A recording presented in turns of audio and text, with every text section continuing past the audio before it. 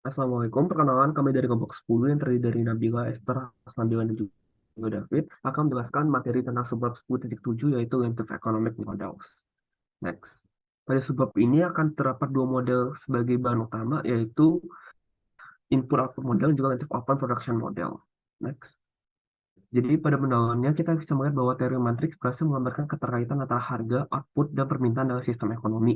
Di mana pada dasarnya di sini ada dua model utama yang akan dijelaskan, yaitu input-output model dan juga model terbuka atau model produksi. Dengan menggunakan teori matriks ini akan mengevaluasi parameter tertentu lainnya seperti harga atau tingkat output untuk memenuhi tujuan ekonomi yang diinginkan.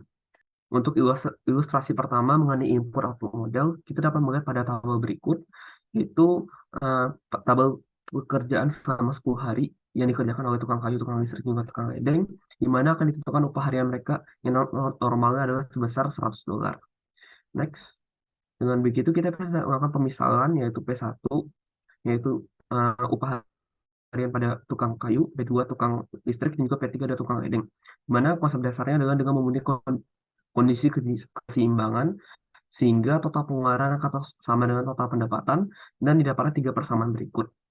Dari tiga persamaan tersebut, apabila dibagi 10 dan ditulis dalam bentuk matriks, maka akan didapat persamaan satu pada PPT, dan juga persamaan satu ini bisa ditulis menjadi sistem homogen seperti pada PPT, dan juga dengan operasi baris elementer akan didapat solusinya yaitu P1, P2, P3 sama dengan persamaan parametrik S 31, 32, 36, di mana S ini adalah faktor skala dan apabila S di set sebagai S sama dengan 3, maka bisa didapatkan bahwa P1 kurang lebih sekitar 93, P2 96, dan juga P3 108 yang mendekati upah normal yaitu sebelumnya 100. Baik, pada ilustrasi sebelumnya merupakan gambar sederhana dari model input output dari relatif, di mana konsep dasarnya adalah pengeluaran total dan sama dengan pendapatan total. Apabila ini dengan diperumum untuk menentukan suatu posisi equilibrium bagi perekonomian, kita akan disangka PI dan juga EIJ yang secara definisi akan terdapat tiga keturunan definisi seperti pada PPT. Dengan begitu, akan terdapat pula vektor P sebagai plus vektor dan juga matriks input output yaitu matriks E. Di mana agar pengeluaran setiap industri sama dengan pendapatan dengan konsep keseimbangan, maka persamaan matriks tersebut harus dipenuhi dari dua persamaan yaitu persamaan dua yaitu matriks E dikali vektor P sama vektor P, juga matriks persamaan 3 yaitu matriks I dikurang matriks E dikali vektor P sama dengan vektor 0. Untuk persamaan 3 adalah sistem binom homogen atau plus vektor dari vektor P dan akan memiliki solusi non trivial jika dan hanya jika determinan matriksnya koefisiennya itu sama dengan 0. Dan fakta pendukung lainnya adalah dibutuhkan juga harga dari PI dan dari output K untuk menjadi bilangan non negatif yang dinyatakan yaitu vektor P akan selalu lebih besar sama dengan 0 yang secara umum berarti apabila A lebih besar sama dengan 0 berarti setiap entry dari A adalah non negatif. Artinya setiap entry dari vektor P adalah non negatif. Next. Kemudian ada teorema 10.7.1 yaitu jika E adalah matriks input output maka matriks E dikali vektor P sama vektor P selalu memiliki solusi non trivial. Next.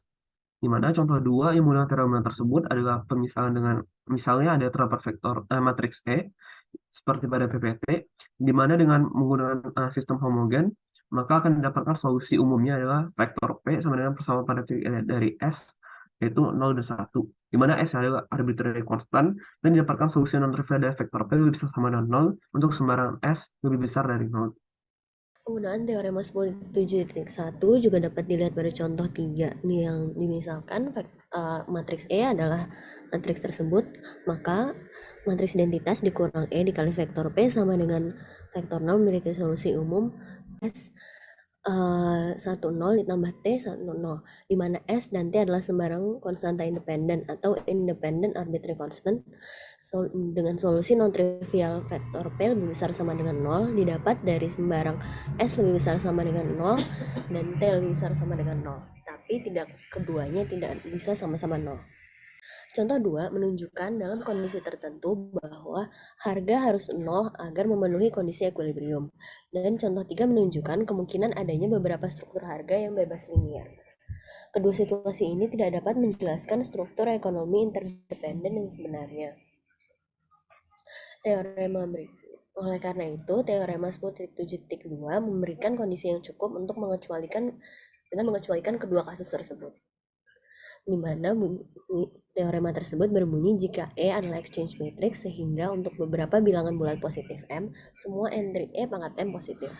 Maka terdapat tepat satu solusi bebas linier dari persamaan tersebut dan solusi tersebut dapat dipilih sehingga semua entry-nya positif.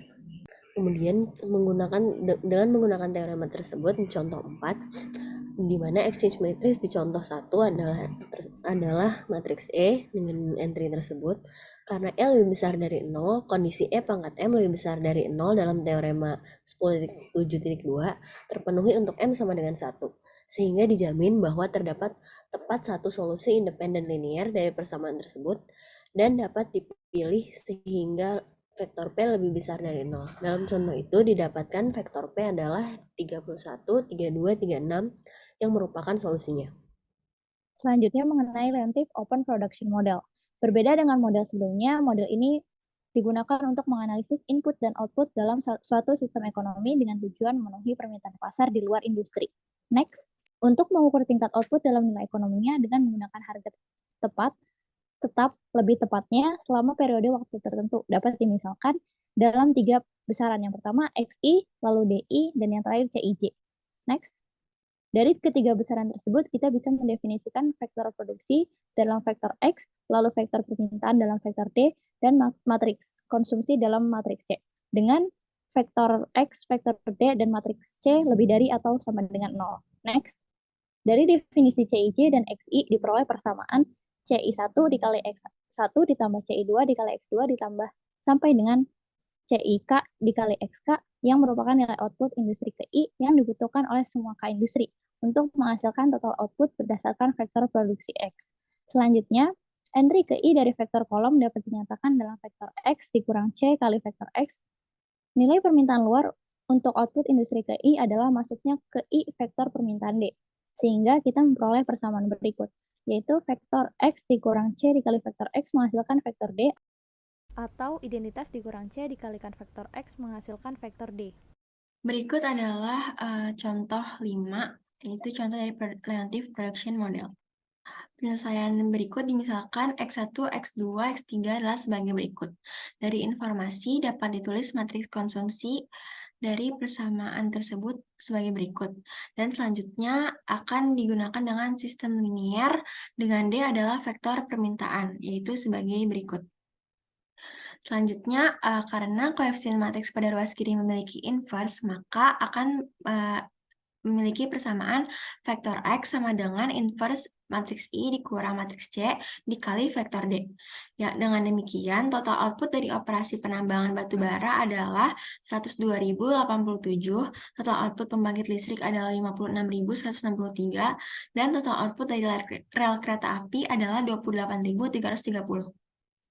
Selanjutnya, contoh 5, yaitu matriks inverse identitas I dikurang C hanya memiliki entry non-negatif, maka vektor D lebih besar daripada 0. Oleh karena itu, didefinisikan dalam definisi 1 adalah suatu matriks konsumsi C dikatakan produktif jika matriks identitas dikurang C inverse ada dan inverse I dikurang C lebih besar sama dengan 0. Selanjutnya, teorema 10.7.3, yaitu matriks konsumsi C dikatakan produktif jika dan hanya jika ada beberapa vektor produksi X lebih besar dari sama dengan 0, sehingga X lebih besar C dikali X. Korelari 10.74 yaitu matriks konsumsi dikatakan produktif jika jumlah masing-masing baris kurang dari 1, dan korelari 10.7.5 yaitu matriks konsumsi dikatakan produktif jika jumlah kolom kurang dari 1. Contoh korelari 10.7.5 dengan menggunakan matriks konsumsi di contoh 5 adalah sebagai berikut. Jumlah ketiga kolom tersebut kurang dari 1, sehingga ketiga industri dari contoh 5 profitable. Karena itu, berdasarkan korelari 10.7.5, matriks konsumsi C produktif. Hal tersebut bisa juga dilihat pada perhitungan di contoh 5, di mana inverse identitas dikurang C, yaitu non-negatif. Dan berikut adalah anggota kelompok 10. Kurang lebihnya, mohon maaf, sekian presentasi dari kelompok kami. Wassalamualaikum warahmatullahi wabarakatuh.